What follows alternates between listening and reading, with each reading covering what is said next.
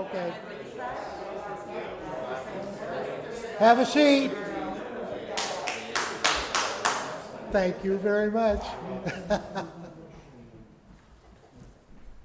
Well, welcome all of you to the Concord Historical Society's second Thursday of the month program. And let me see, this then is the second Thursday of the month program. And the first one had to do with the gas holder, and I encourage you to stay on top of information about the gas holder. Stand by, more information coming. I'll tell you about the next one. That might also be of interest to you. I'm going to read it. It's kind of interesting. November program, What's in the Trunk? Our program, and it will be a special one, What's Inside the Trunk? We have recently found in our collection an old trunk. Have any of you got any of those in your attic? If you have, we're interested in you dropping them off. Just drop them off on the steps over there. Which we think contains material from World War I era. Now, that's appropriate. Let me see, is the second Thursday, November 11th? Anybody? Good planning. But what better way to discover its contents more fully than to do it as a public program, and you're invited right here. As with all these programs, Mass will be required, and the event will be live streamed through the Historical Society's website. And we certainly hope you can attend. Please come. We're trying to make these more exciting each time, and they are. I'm really enjoying them, and I'm happy to be able to be part of the planning. Over here on the table also is some of the Historical Society's materials. Most important, perhaps, is the book that we created for the 20th century of Concord. You know, there was the Booton history, and then there was the Lyford, thank you very much, the Lyford history. And no sooner did the society get formed in the early 2000s, we recognized we needed to have a history of the 20th century, so we devoted our time completely, actually, 90% of our time, to creating this history book. And I strongly encourage you to take a look at it. And as I look around the room, many of you are going to recognize an awful lot of things in that book. And if you see anything that we need a little more information on, don't hesitate to send that along to us. You know, there's always a story behind the story.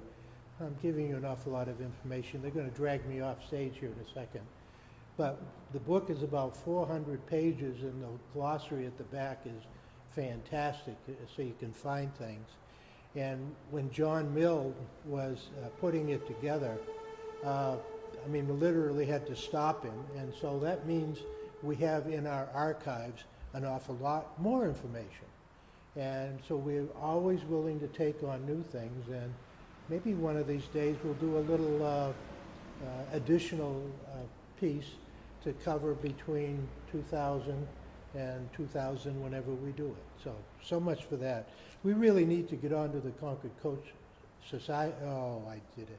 The Abbot-Downing Society, and which originally was the Concord Coach Society. And Peter James is our speaker tonight, and he'll give you all the information about that. But I was pumping him a little bit for information, and I discovered he's been in New Hampshire most of his life, and originally worked for AT&T or the Bell companies, and had many other jobs, but he really didn't want me to say much.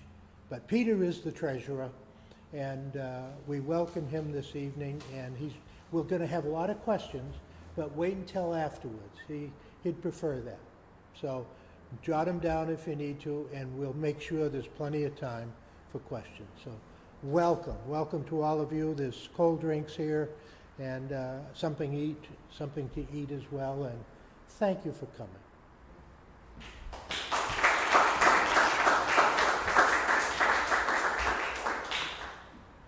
Thank you and good evening. I guess I should have brought my sunglasses from the light shining in my eyes. My name is Peter James, and I am the treasurer and I guess the lecturer, or whatever you want to call it, of the Abbot-Downing Historical Society. As Jim said, we were formed in 1977 as the Concord Coach Society.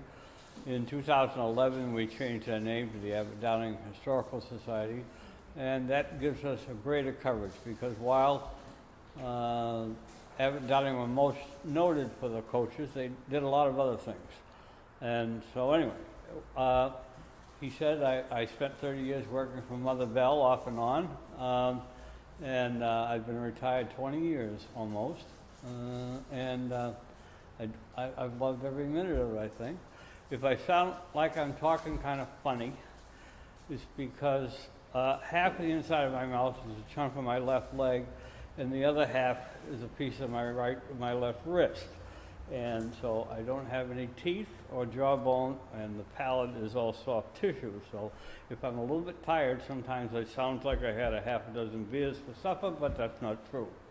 So I do prefer you keep the questions to the end, and I will attempt to answer all of them. And I tend to ramble, so hopefully, John said he wanted this program to run 2 hours. I think I can do that, so we'll be good. This story really, we all know Abbot-Downing, but the story, whoops, we're going to do that again.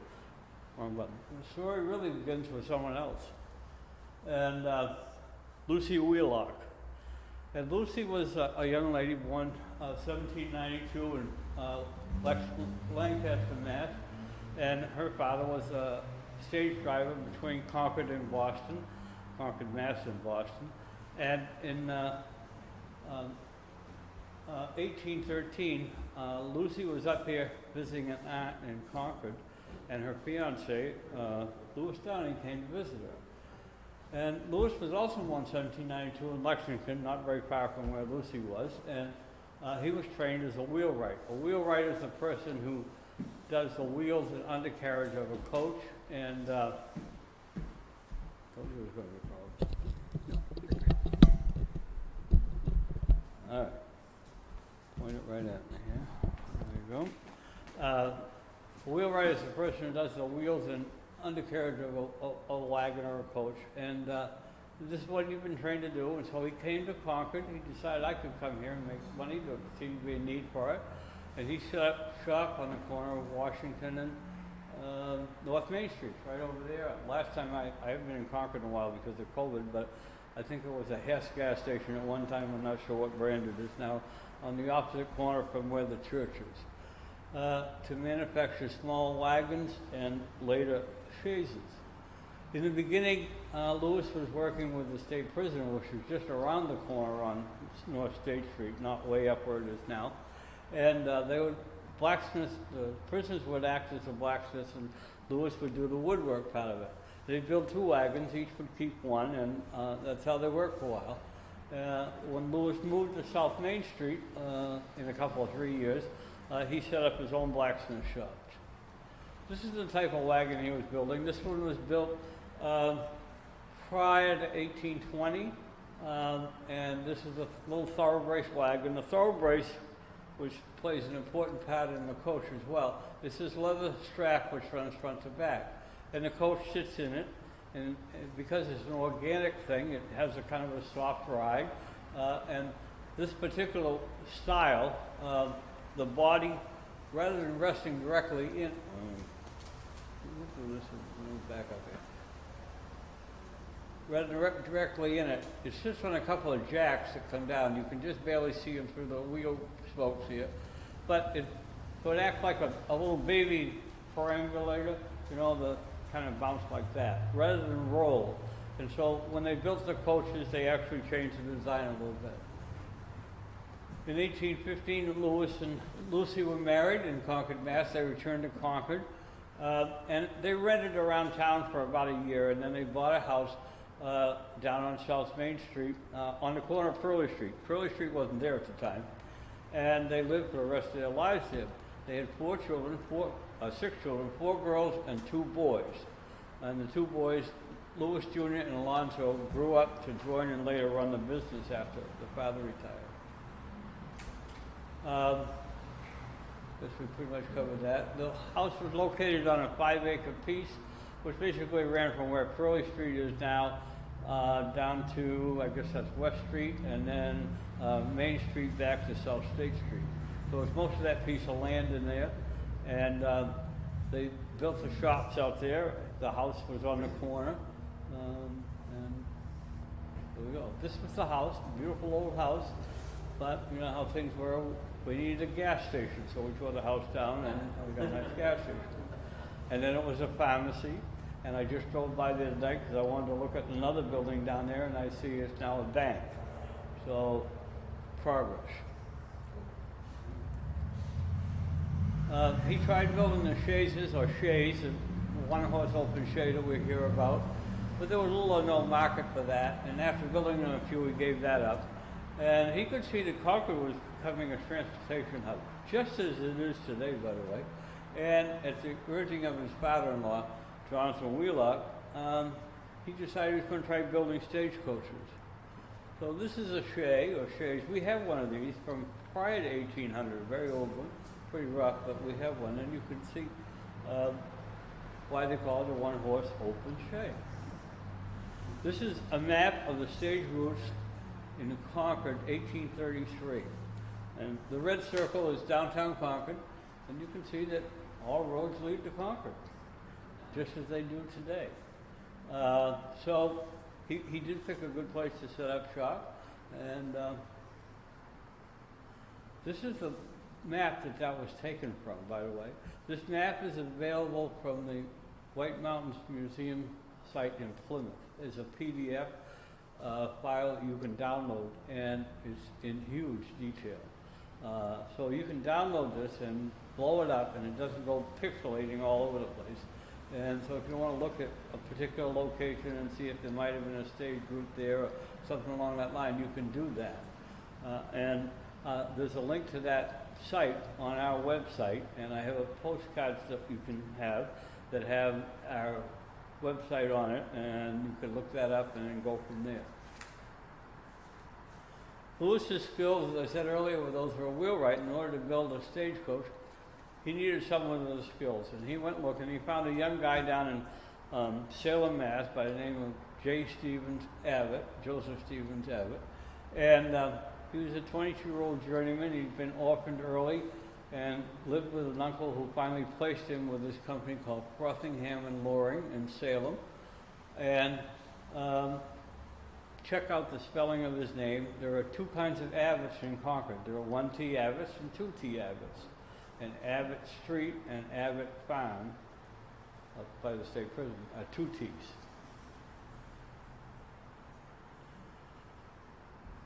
They never really invented everything. The thoroughbrace type of suspension had been around for a long time. The fancy body had kind of been around. They worked on it a little bit. What they did was take best practices from a whole lot of things and put them together and came up with a design that was so good that it was basically unchanged for 75 years. It is very difficult, unless you're very knowledgeable, and I don't claim to be very knowledgeable, pretty knowledgeable, that you can tell by looking at a coach what vintage it was. The changes are so minor, and that's pretty amazing. If you think about what vehicles today look like, and you back up 75 years from today, the buses that would be taken to Concord would be, let's see, 1945 vintage. Things have come a long way in 75 years. And in that same 75 years that they were building these coaches, we went from no railroads to railroads going a lot further than they do now. So things were changing, but the coaches pretty much stayed the same. This Concord Coach, this one happened to be the one that used to be at the Concord Monitor. It's now in part of our collection on loan. And you can see what it looked like. This is pretty much, let's call it an Eastern style. We'll talk about that in a minute. But it's what most of them look like to us. Um, Some of the features, I guess I'll take a second point out. The roof is perfectly flat, and this one photographs well is showing flat. And that was nice because you could pile luggage on it and it didn't fall off, and you could put more seats up there. The seat behind the driver was standard. The driver sat on this seat, and then there were 3 passengers sat behind him here. And there's a little foot rail on the floor. And you're very careful where you put your feet, because if you kick the driver, you gotta remember he's got that whip in his hand and you can flip a cigarette out of your mouth with it if you want to. So anyway, and this shows the thorough braces and the suspension system. So there's a metal jack bracket here and here, and then this multi-layered but single piece leather belt. It goes round and round and round.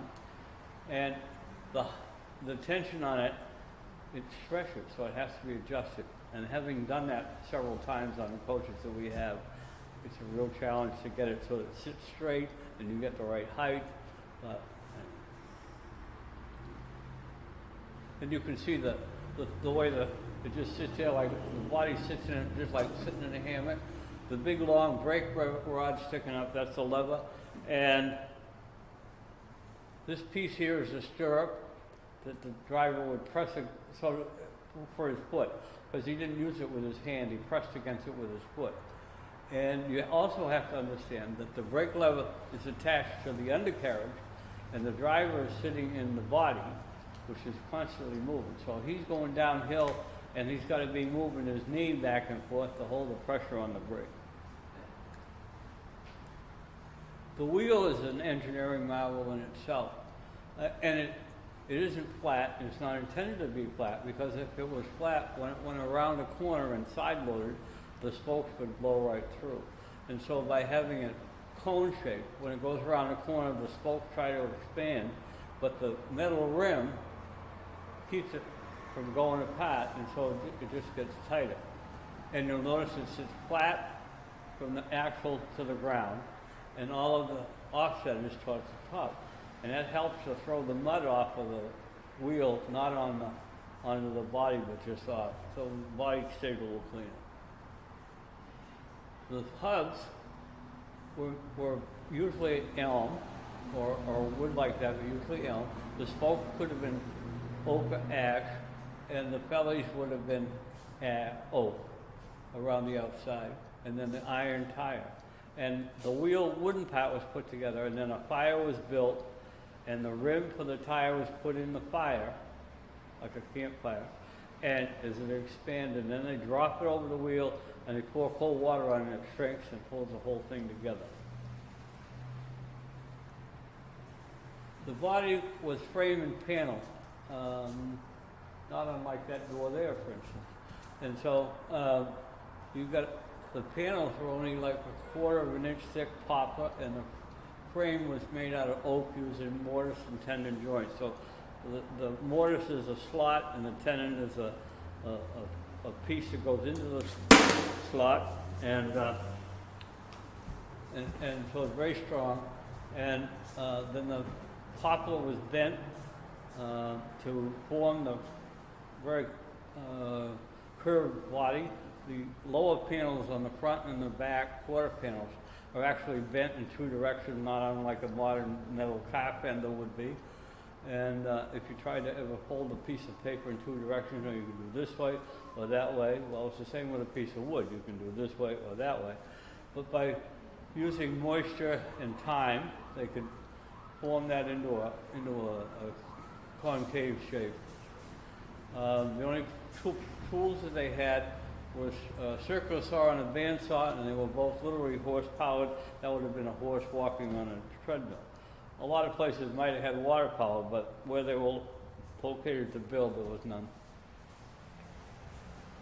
The first 3 coaches were built in the winter of 1826 and 27. The first one was sold to John Shepherd of Salisbury, New Hampshire. One of the other 2 went to Vermont. We don't really know what happened to the third one. And after they were completed, Abbott left. That was his deal with Lewis Downing. I'll help you build them. And then he left. He thought he had a deal down in Framingham, but he spent the night at a tavern there, and the tavern owner wanted to know what he was doing there. And he told him, well, I got a job interview tomorrow with so-and-so. And the tavern owner says, well, you really don't want to even do that. The guy is a shyster, and you don't want to get involved with him. And so he'd also heard about a job in Providence, Rhode Island, and he went down there. But that didn't work out, and he came back to Concord. And in 1828, he formed a partnership with Lewis Downing. It was called Downing and Abbot.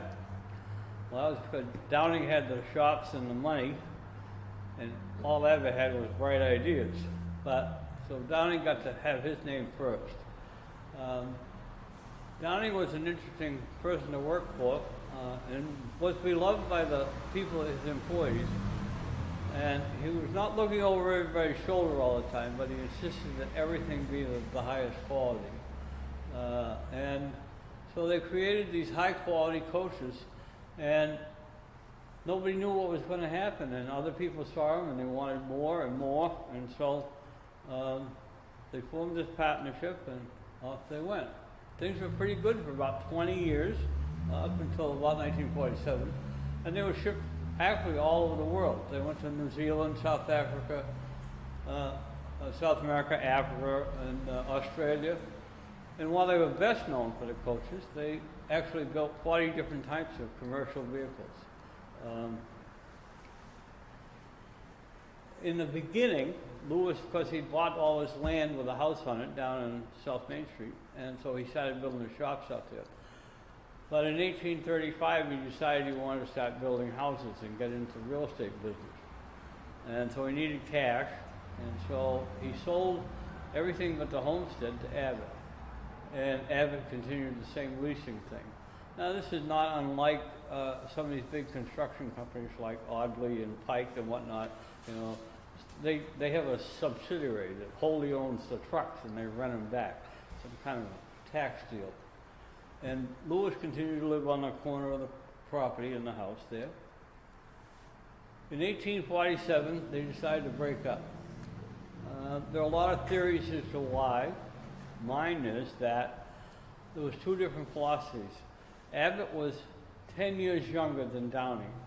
And by this time, let's see, 47 and 8, so this time Downing is 55 years old, and Abbott is 45 years old.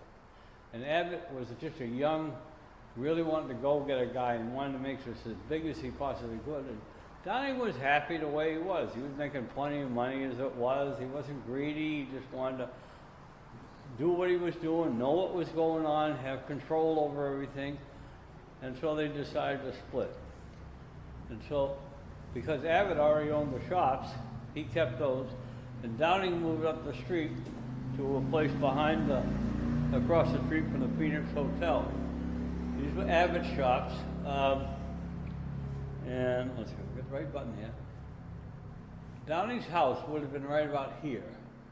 And this is probably about where the Aubuchon place is. And this is where the Cleary Cleaners probably is, right about here.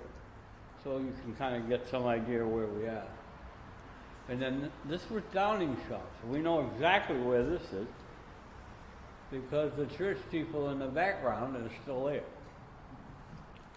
So the shops were actually up this little alley up between the police station, which was on the corner of Warren Street, and where Joe King's shoe shop is now, I believe. And so the shops were up and back, and you could see the open door here of one of them, and around the corner. So there was a little courtyard here, and that's where Downing set up shop. This wagon, by the way, is kind of interesting. I have to digress for a minute. This was belonged to a guy by the name of Carter from Lebanon, and he was a peddler. But later on, he decided he was going to get into clothing manufacture business. He made jackets and work clothes for guys, and he did very well at it. And there's a lot of things in Lebanon now that have his influence in it, including the golf course and a big building, and where they now have an art gallery and other things. But, This is an overhead view taken a long time ago. I don't know if it was a hot air balloon, but it could have been. And the circle building is the front of that building is the Perry Kinnear's building. The rest of that's all gone. What you see behind that now is new, that was built in the 60s or so, 70s maybe. This is the outside of that building. It's got some beautiful asbestos siding on it.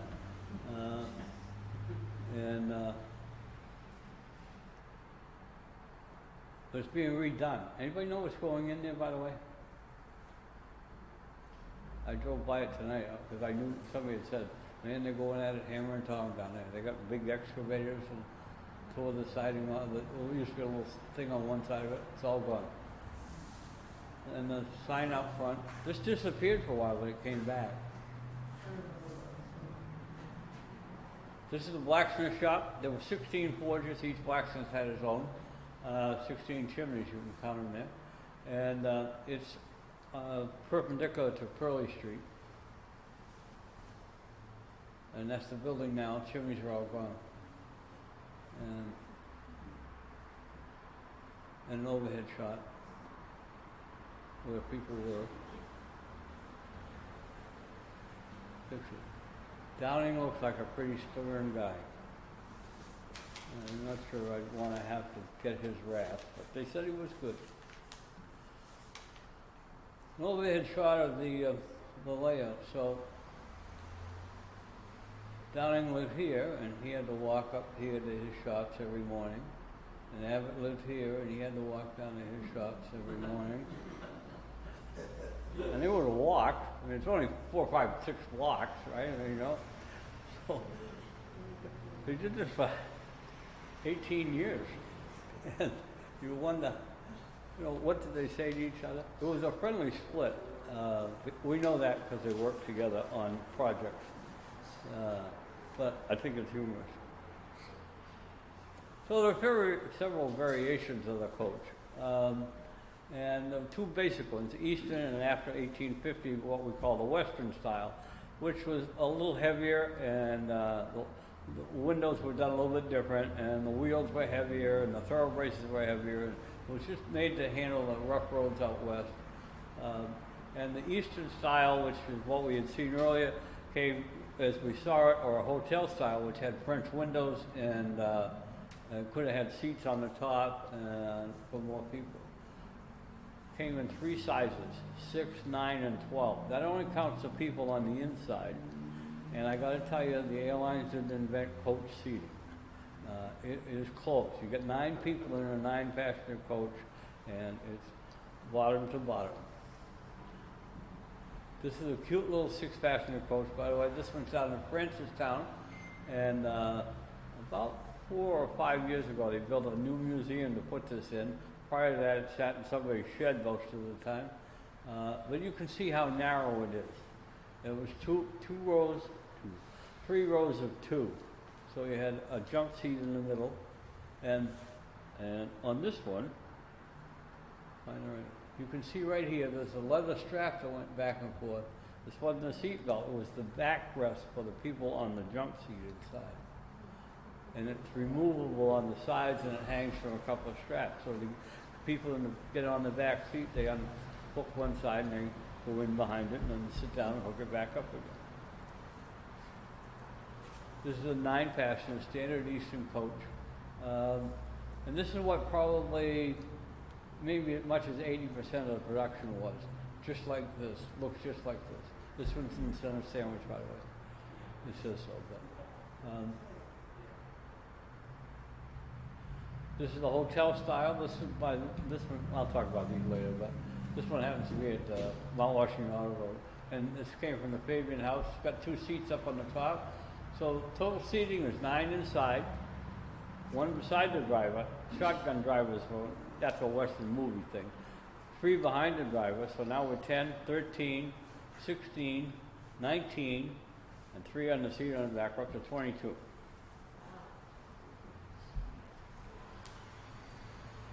And then we have the 12. Now, The thing you have to wonder is, A, why are they all sitting on the roof? But secondly, how'd they get up there? They aren't Mary Poppins with an umbrella that, so they went up the ladder. The stagecoaches with seats on the roof came with a ladder, and the people could climb up. Now, usually it probably was not the ladies, but there was a protocol for helping the lady up the ladder. So a lot of things that we don't think about anymore, Anyway, so that's the stagecoach ladder, and that's a hotel-style coach. It doesn't have the seats on the top, but it does have the French windows which open. Okay. And then we're up to the western side, and you can see it just looks heavier, and it is heavier, a lot heavier. And one of the things they did was take the window out of the door and replace it with a rolled-down curtain. And in order to have some light inside, they put those two little side-light windows beside the door here and here. So you get some light inside, because if the rolled-down curtain falls down, it'd be like a cave in there. So, and in the Western movies, John Wayne stuffs a rifle through that little one and shoots it. That kind of stuff. Heavier wheels, much heavier wheels. You can see the thoroughbraces are wider and longer. This was the beginning of the golden age of manufacturing stagecoaches and wagons. The Civil War brought on a lot of orders, and the opening of the West, especially the discovery of gold. Shortly after 1850, some of the stage operators from the West came east and met with both Downing and Abbott separately, because now we're two companies. And they came up with some ideas to how to make the coach more durable, which we just saw, so they could handle the conditions out west. The other thing that they did was decide they were going to build, we call a mud wagon. This was a celerity wagon or a mud wagon. If it was yours, it was a celerity wagon. If it was the other guy's, it was the mud wagon. Same thing. But you can see it's light. It's got a canvas roof instead of the wooden roof. No doors, and great, made for rough and tumble going. And they were very popular. And many of the Western museums have these. They also build other things. This is the Shattuck, which is back here in Concord, belongs to the city right now. They bought it maybe 6 years ago when we had the fundraising thing and we bought the other vehicles. They bought this one. The deal was we bought them from a private collection out of Conway, and the deal was if we bought the 6, the city could buy this one. So buy 6, get one. And this was used at St. Paul's School. And people have actually told me when I'm doing these presentations that they remember seeing the wagon go by with the kids in it and the rolling skull sitting out, hanging out the back, because it's rear entrance, so you could lay the skull on the floor up to Turkey Pond. They built horse-drawn trolleys. They used subcontractors from the very beginning. The state prisoners doing the blacksmith's work. James Hill and Company for the leather harnesses. Page Belting later. Reddington Hub Company out of Warner, which made hubs for everybody, but they learned how to deal with elm. Elm is a wood that has a lot of interlocking grain, very difficult to work with.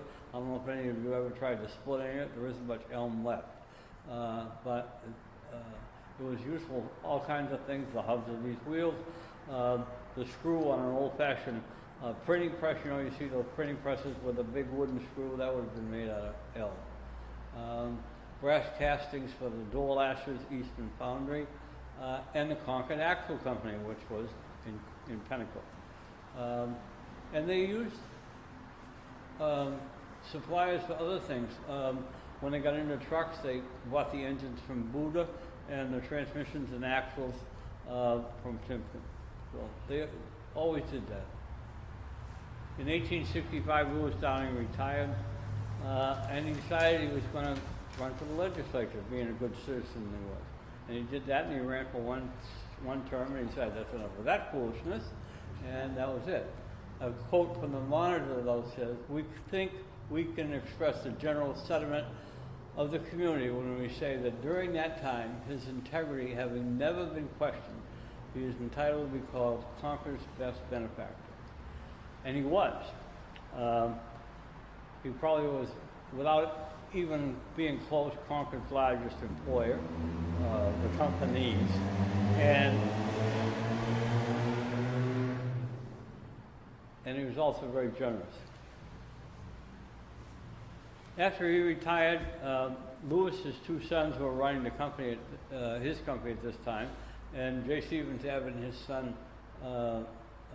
Edward decided they'd put the two companies back together again. And today, if you're going to have a merger, usually one company just absorbs the other and maybe adds part of the name to it or something. But they decided to be equal going forward. They both start all over again. So they dissolved their two companies and started a new one, January 1st, 1865. And it made everybody equal going forward. And Wells Fargo awarded 30 coaches in 1868, and that painting is, the original is at the New Hampshire Historical Society, but there are copies of it around. And we have one. It's about 4 by 8 feet. They departed Concord on April 15th, and the scene was captured in a painting by John Burgo. Here's the painting. Usually around April 15th around here, there's still traces of snow on the ground, never any leaves on the trees. But this looks like about 1st of June. That's what it really looked like.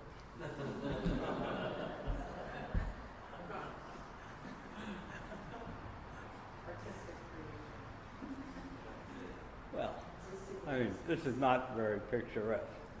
So we know he worked on a painting, but we also have photographic proof that it actually happened, so that's kind of good. The fancy artwork on the coaches. The coaches were not just a utilitarian vehicle, they were also pieces of art, works of art. And John Burgo was an Englishman, and his son Edward, who was born here, did most of the striping and the scroll work. The flat work, you know, just painting the colors on, anybody could be trained to do that pretty quick. But the striping and the other stuff was done by the Burgos. And they did the little paintings on the coach doors and the scroll work. And originally a lot of that was gold leaf.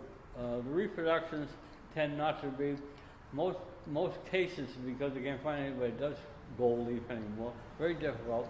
I just got involved in buying a fire truck, not for myself. I got out of that business about 15 years ago.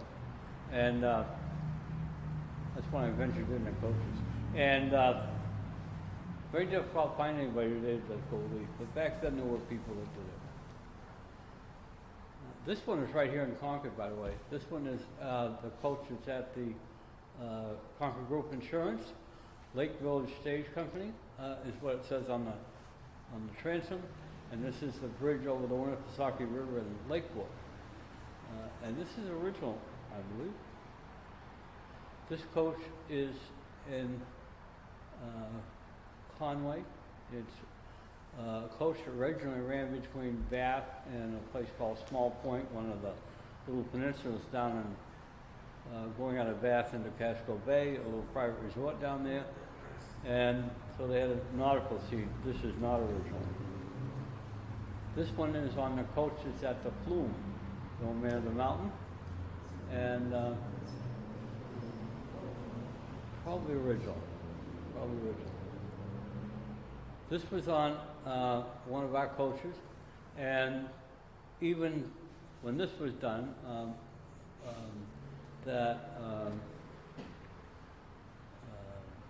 they copied things. And there's the original painting by Benjamin Champion, 1874. So you can see. And this one, for a long time, this is on a coach that came to us from Conway. For a long time, we thought this might be Monadnock, because there are not a lot of places where, in this area, where a mountain just pops up out of the plain. But they said, no, it can't be Monadnock because The Monadnock burned off the top of it in the early 1800s, and this was done much after that. But this is the postcard that they used. I have the card.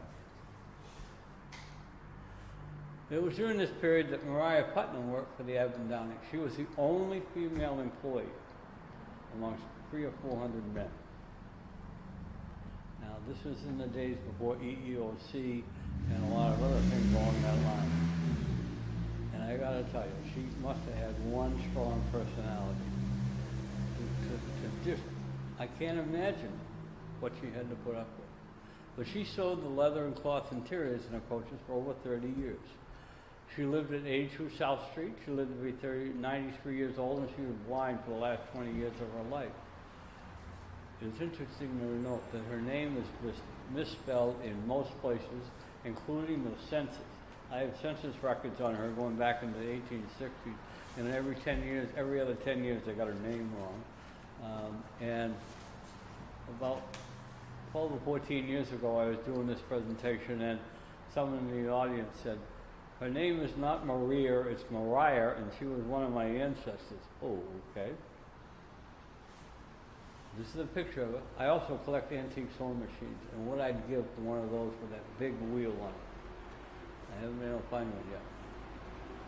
This is her workspace, by the way. This picture is in many books and around. This is one of the originals that hasn't been cropped too bad. This is 1895, this picture was taken, in her workspace. In 1895, you went to work, you did your 12 hours, and you went home. You didn't have pictures of your kids and all the rest of that stuff in your cubie like you got now. So we got plants in the window, a little shelf up here, some more plants, some plants on our table, fancy mirror, a couple of posters, some fancy sconces. This was her space. I'll bet the guys took their shoes off when they went in there. This is her gravestone. It's in Blossom Hill Cemetery. And with a couple of mats and a little bit of luck, you can find it. She came from Rumford, Maine. She came down here with her family. She lived with her family most of her life, and then after they passed on, she lived with a minister. 82 South Street, where she lived, by the way. Does anybody know where 82 South Street is? Oh, 82 South Street, I'm sure you've all been there. That's Tucker's Restaurant. Does anybody know who Charlie Parkhurst was? Now, I've been doing this for a long time, and only twice has anybody ever known who Charlie Parkhurst was. But Charlie Parkhurst grew up was born up in Vermont, grew up in Washington, Lebanon, New Hampshire, and worked in some stables around this part of the world. And then she moved to California and started working in a small stage company. Died 1879, and on her death, they discovered Charlie was actually a woman who had actually, at some point, given birth to a child. So somebody knew. And amongst her belongings, they found a baby's dress. Her real name was Charlotte Darkey Parkhurst. But after her brother Charles died, she assumed his name and identity. In 1869, they completed the Cog Railway up Mount Washington. And in August of that year, President Grant came up to New Hampshire to take a ride up. And so they went up and back down the mountain, and then he was resting and recuperating a little bit in Bethlehem. And they were supposed to spend the night at the Profile House, which is up by Cannon Mountain. And the trip was to be by stagecoach over the Agassiz Street and down into Franconian and up Profile Hill and then into Franconian Notch. And so they picked one Edmund Cox to be the driver. He was the most skillful and daring, and the rest of the drivers are hanging around deciding how much long it was going to take, you know, and I got this much time and whatever. And so they figured about 2 hours. And there was a telegraph line that they could get between here and there. And just about an hour goes by and they get a note from the far end that they just pull in there. So they made the 10 miles in an hour. So that's 10 miles an hour pulling a stagecoach. And uphill and down. And Grant got pulled in and he was holding onto the coach with one hand and his hat on his head with the other. And he got down off the coach and they weren't sure just how he was going to feel about that ride. But he was a horseman and he appreciated Cox's skill, so much so that when he got back to Washington, he sent him a very fancy engraved whip to have as a souvenir. In 1871, Abbott died. He's buried in Blossom Hill Cemetery along with his wife and sons and their wives. And you can find that. In later life, he was active in St. Paul's Church, and there's an eagle lectern there that's dedicated to him and his wife. This is a picture. The stone on the right is the size of a small car. The left, it's on the side of a small car. The stone on the right is his gravestone. And they're along in a line. One of those graves up, as you head up towards the top, there's a little hill that you kind of go up and around. It's headed up that way. Lewis died March 10th, 1873. He was almost 81. He's buried in the Old North Cemetery inside the minor enclosure. That's that enclosure just as you go in on the right-hand side with a cast iron fence around it. And along with Franklin Pierce and his family. And this is his stone. The hard part about this is when you first go through the gate into the minor enclosure, you go in and right on your right hand side is a stone that said Lewis Downing, and then one next to it is his wife Lucy. The dates are wrong now. Well, Lewis Jr. married a woman with the same name as his mother, so that's who that is. In 1873, the company went from a partnership to a corporation. They raised $400,000 in capital. They bought some power equipment. That would have been steam powered. And they bought out a competitor, Harvey Morgan and Company. And that's one of the many reorganizations in the next bit of history of the company. And it was named Abbot-Downing Company. And that's the name that I worked with the school board to name the school, the Abbot-Downing Elementary School. There were, it was going to be Abbott ampersand Downing or Abbot-Downing. This is what we chose. It was this longer than anything else, so that's what we used. Discovery of gold in South Africa in the 1880s and the growth of places like Australia gave the company one last boost, keep it going. However, they never really recovered from the depression of the 1890s. The end was brought on not so much by the railroads, though, as the motor cars, because even though the railroads went a lot of places, there were a lot of places you couldn't get to by railroad. For instance, in this area, if you were going to go to Sandwich, for instance, you had to take the stagecoach. You could take the train to Meredith, or probably Meredith, and then you'd take the stagecoach in the Sandwich. I live in Grantham, which is up there about 50 miles, and you could take the train to Newport, but you had to take the coach up through the valley, Sugar River Valley to Grantham. So there were a lot of places like that. Towards the end of the 19th century, they were on a long downhill slide, and they were never able to see the future. I'm a retired telephone guy, and in 1995, I worked with one of the cell phone companies to put up one of the first towers around here to make the connection back to the world. And the guy whips out his little flip phone and he's telling me all the things he's going to be able to do. And I'm saying, yeah, sure. Now, I want you to know, who here doesn't have a cell phone? Well, it's the same thing with this. They couldn't see that motor cars were going to be more than just a passing fad. And so they never really geared up for it. And by the time they decided to do something, it was too little too late. The last coach was built in 1902, sort of, and completed in 1934. And after that, the company went through several reorganizations and bankruptcies. This is the last coach, number 605. It was ordered by a New York City businessman who was going to use it on an estate someplace, and it was never delivered. And so it at some point shortly after that, or after that, they needed the running gear for a brake. That's the thing where you kind of sit on the roof.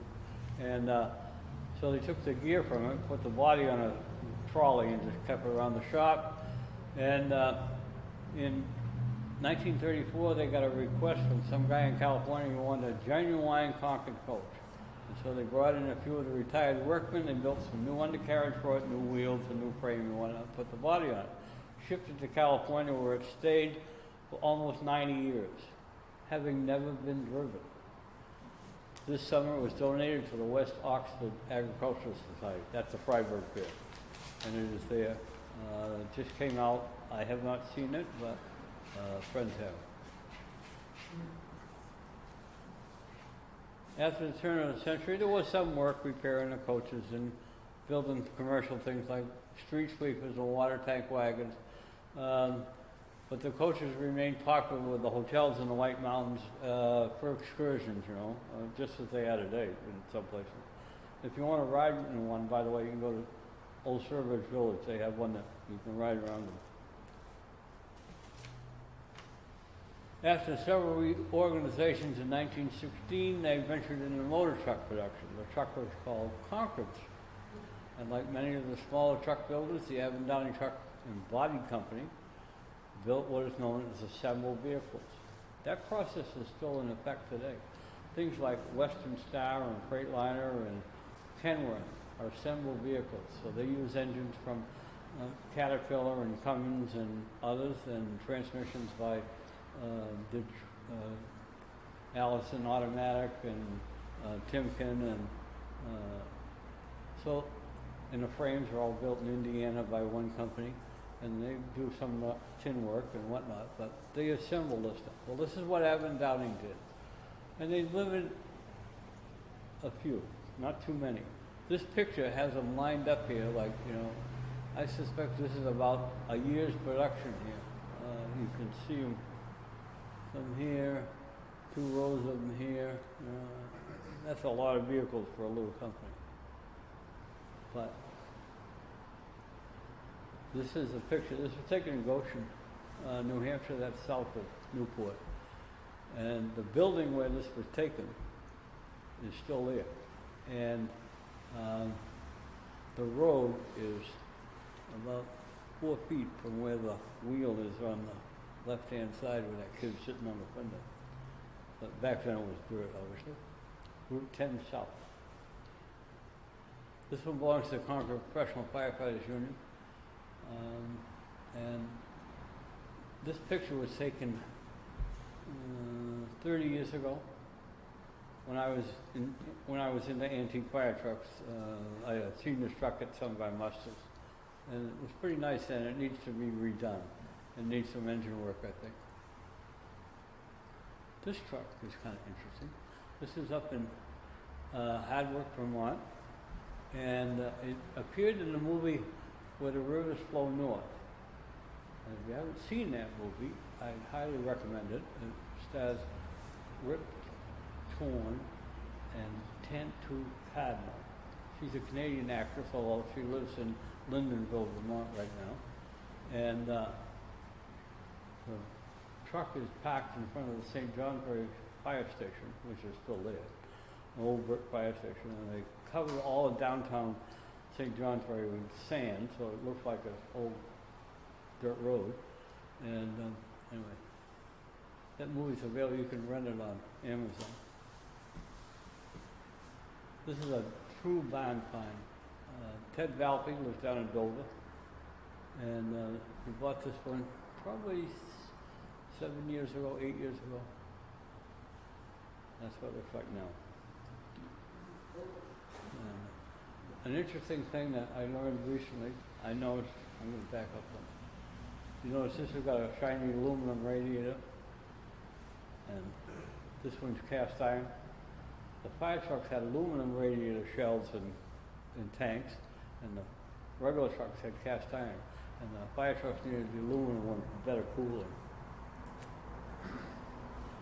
In 1928, production ceased and business was closed down. Over the next few years, the assets were sold off, basically a big yard sale. was the end of 100 years of manufacturing quality vehicles in Concord. And many of the local firms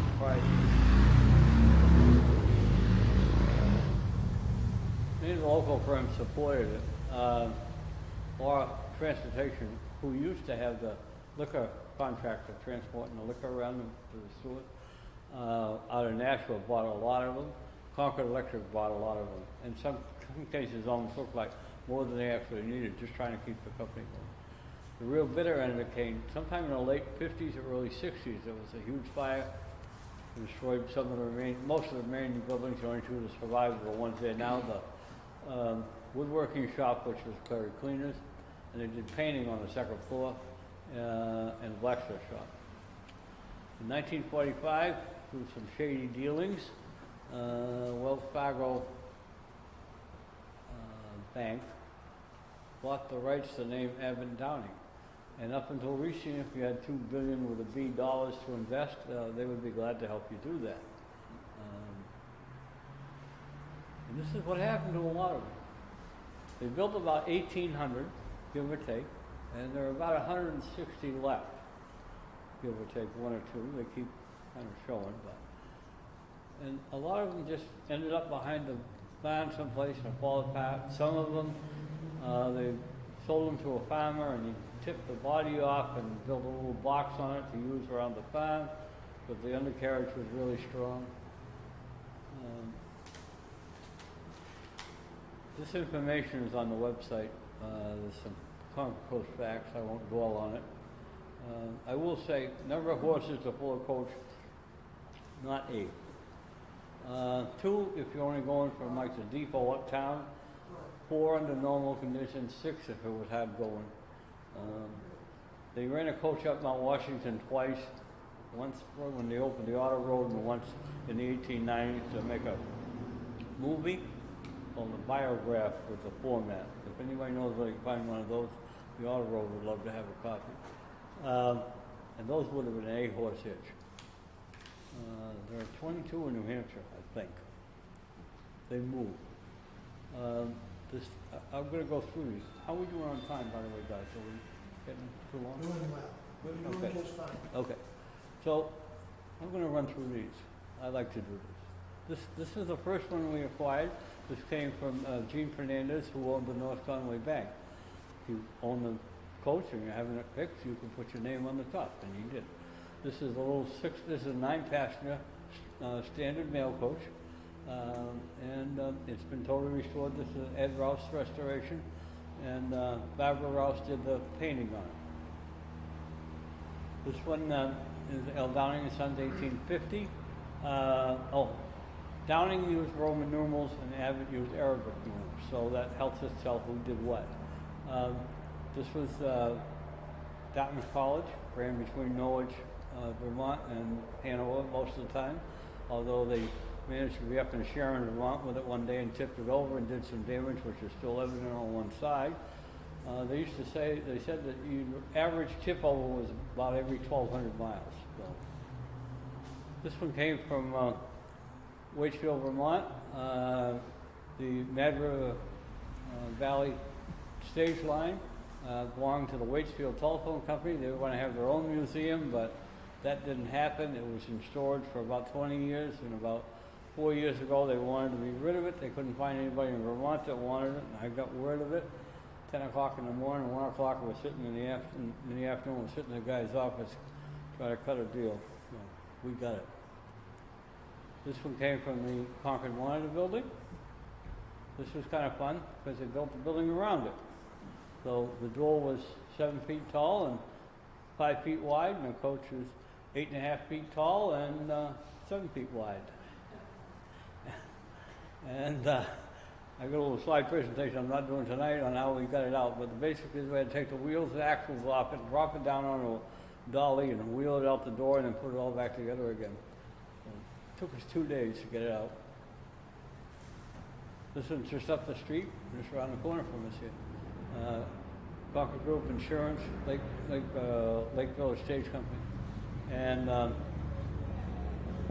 this is a nice climate control thing. This is well taken care of.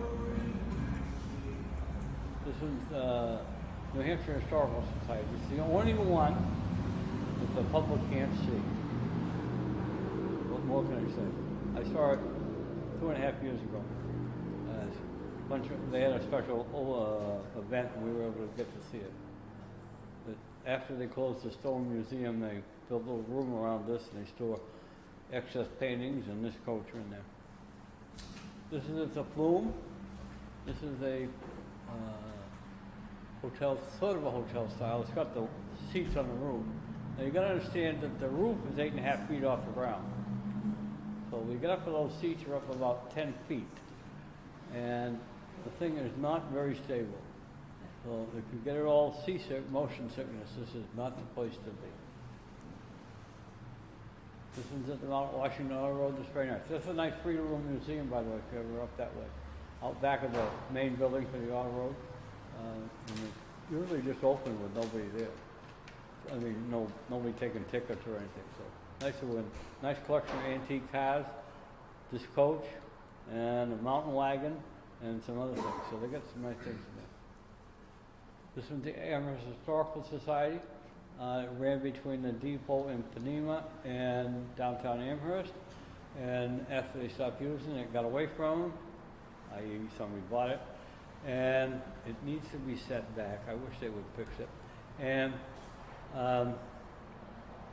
they got it back. They had it all restored. They were driving around the common in Amherst, and something spooked the horses, and it went up and smucked a tree. And they decided they weren't going to do that anymore. This is New London Historical Society. This has been restored twice, but the painting on the door is original. The last time they restored it, they did not put the seat back because the seat was inhabited by creepy crawly things. And so that's not on it. It's in their transportation museum. I highly recommend going up to see that. They have a beautiful museum. Mountain wagon, this coach, and probably 20 or 30 other vehicles, mostly horse-drawn. This one's the Andover Lions Club. This coach is a joint effort by Downing and Abbott companies, about 1850. It has 2 serial numbers on it, very clear, and the body was by Downing, and he was the undercarriage guy, and the undercarriage is by Abbott, and he was the body guy. So that's kind of interesting. The body is, I don't know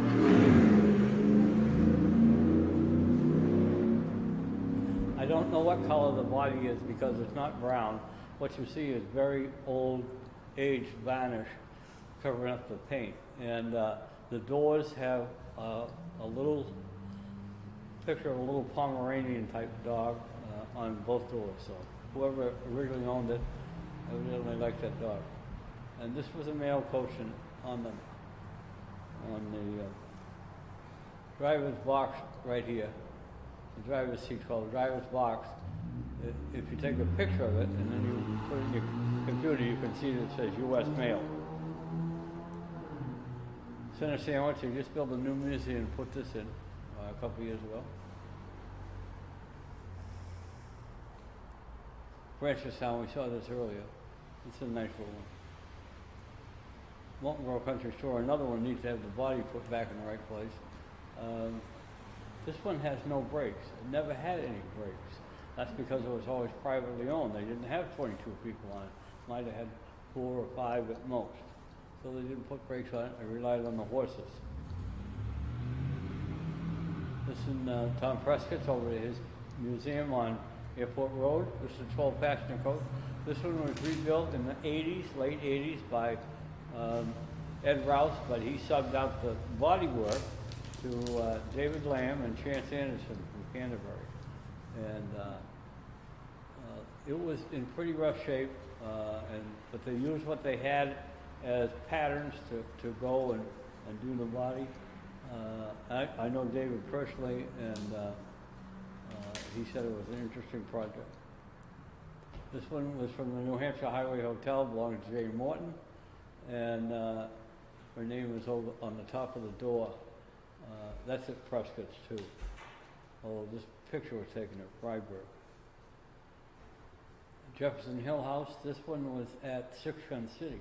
until Six Gun City closed. And then it went to the Marshall Collection, and from the Marshall Collection it went to Tom Prescott. So, and this is signed by Louis Downing. This may be the oldest coach. It is the oldest coach in New Hampshire. It may be the oldest coach, period, remaining.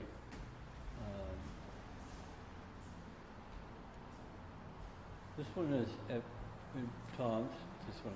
This was a full stagecoach, and they cut the top off and put those seats on it. And you can open the door and you can see inside where the stuff inside was.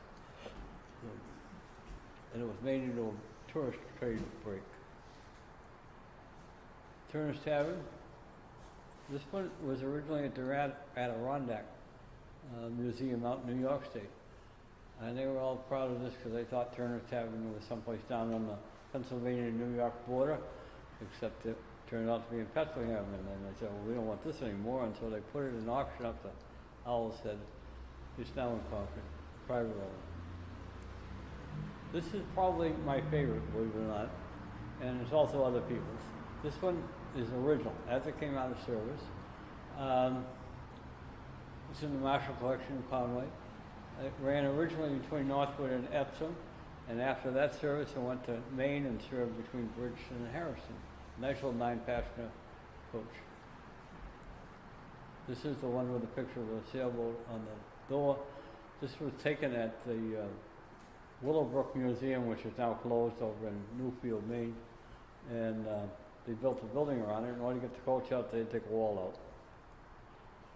And this is the one from Carl Castor's collection. Carl Castor was a custom car builder. I think he did the Batmobile and some of those other things for the movies.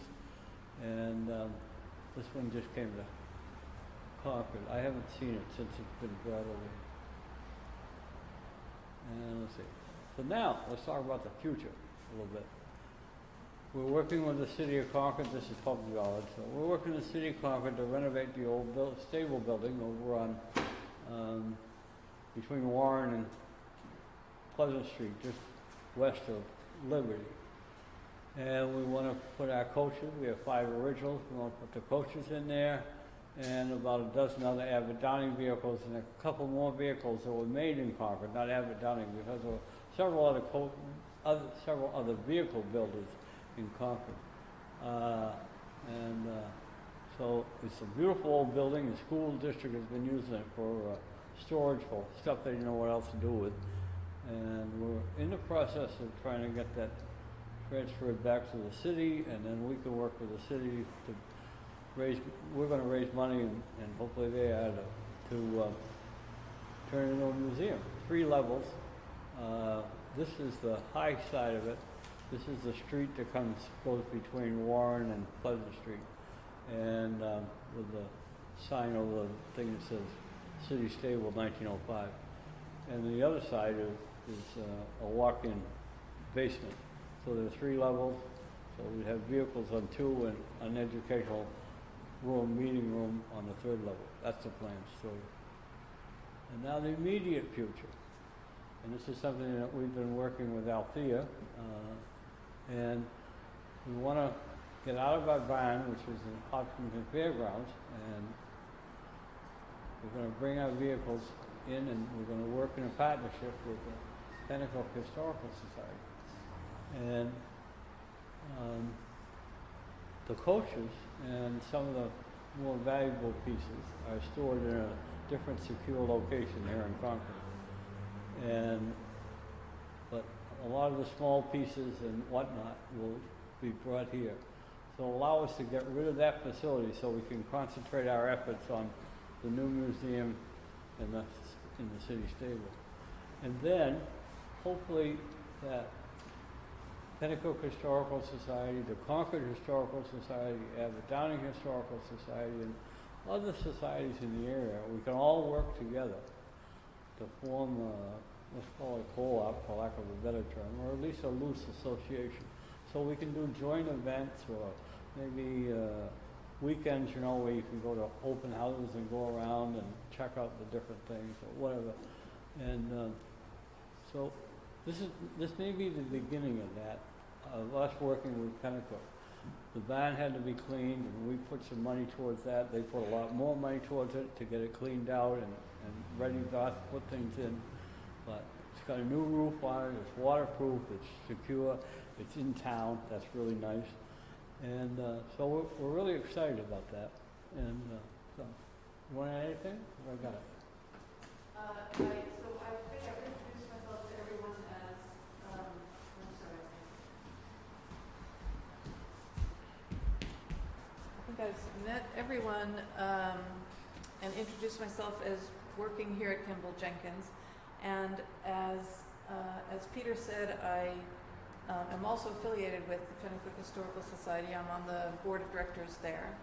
So we are super excited about our partnership with Abbot-Downing Historical Society. Have you ever been to the Concord Historical Society, to the Rolfe Barn, or I see a few heads shaking yes.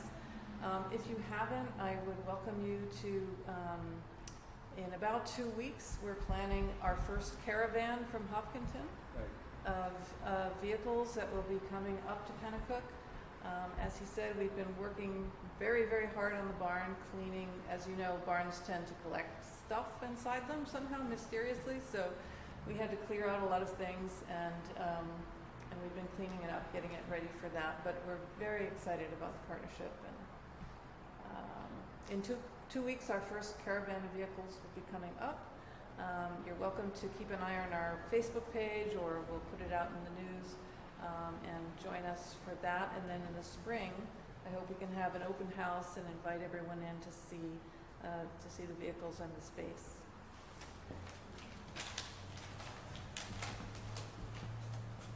If you want to check out our website, it's www.concordcoach.org, and hopefully, I've been doing it for 14 years. And I think I have found somebody. I'm going to be working with them this week to transfer it over, and so it'll be totally redesigned and brought up to date and whatnot. And we also have a Facebook page and Abbot-Downing Historical Society, Concord, New Hampshire, or something like that. You can find us there if you do a search. And that's it. I have postcards to hand out.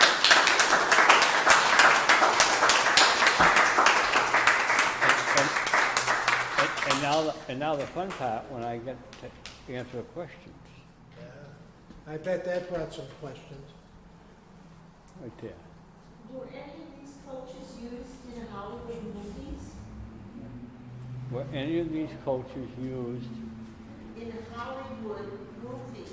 Oh, no, none of these coaches were in Hollywood movies. But I have to tell you that, like a lot of things, when making a movie, they destroy things. And so a lot of those movies were made up into the 40s, when you see the coach going over the hill and rolling down the hill and ending up as a pile of firewood at the bottom. Those were originals. We just watched, my wife and I just watched on Golden Pond, and I don't know how, I'm sure you both, most of you have seen on Golden Pond. And you know with the scene where they run the boat up on a rock and totally destroy it? They totally destroyed that boat. Now that was a beautiful 1950s era Chris craft. But they had 4 boats that they used in the movie, and that one, they rode it off, but it was so strong that they had to have the carpenters or somebody go in and weaken it before they ran it on the rock, because they kept running it on the rock and it didn't break. Anyway, side joke. Anyway, question. That's it, come on, you gotta do better than that. I have a question here. Here Yes. we go. The photograph of the train with all the coaches on it, Yes. and they're heading out west, I guess. Yes. Where was that photograph taken? Well, that's a good question.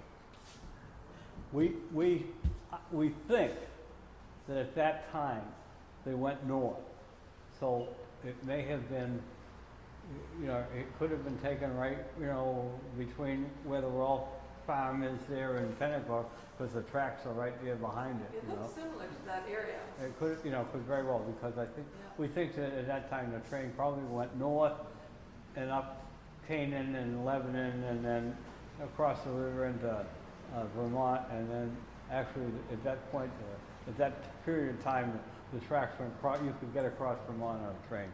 And, or they went to, they ended up in Omaha, anyway. Yes, sir. Do you have an inventory of other coaches outside New England? The best inventory that is available, which is not up to date, it changes daily, is in the blue book, which I don't have here, but I have available, and there may be still some available for sale at the New Hampshire Historical Society on Park Street in their gift shop. It's a compilation of articles from different issues of their journal, but they're all about Abbot-Downing and Concord. In the back of it is a listing of all the known coaches and where they were a number of years ago, but they literally are moving constantly. I mean, you would think, oh, how often do I have? You know, it does.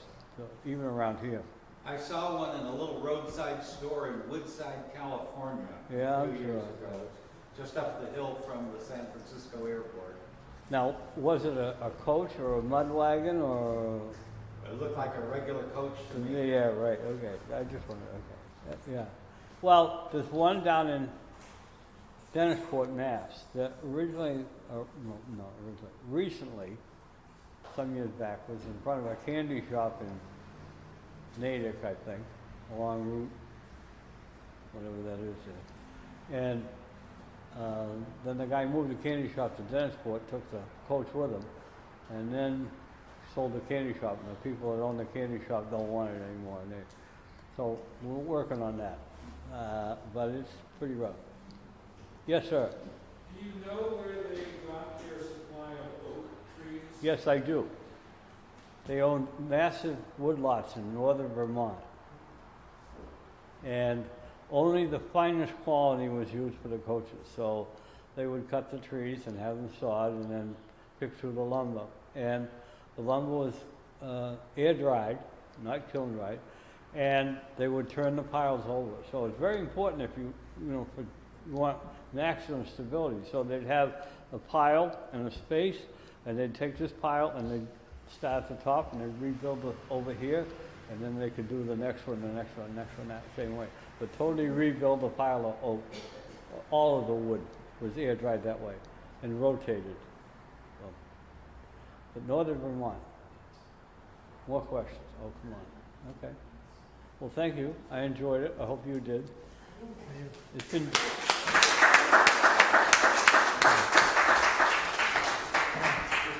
Now remember, this is the second Thursday of the month, so we got to see you on November 11th, and we'll have a lot of fun that day.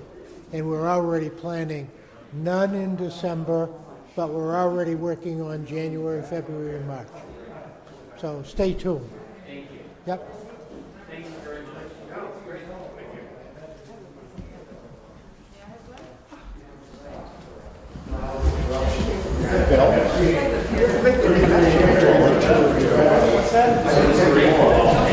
Could you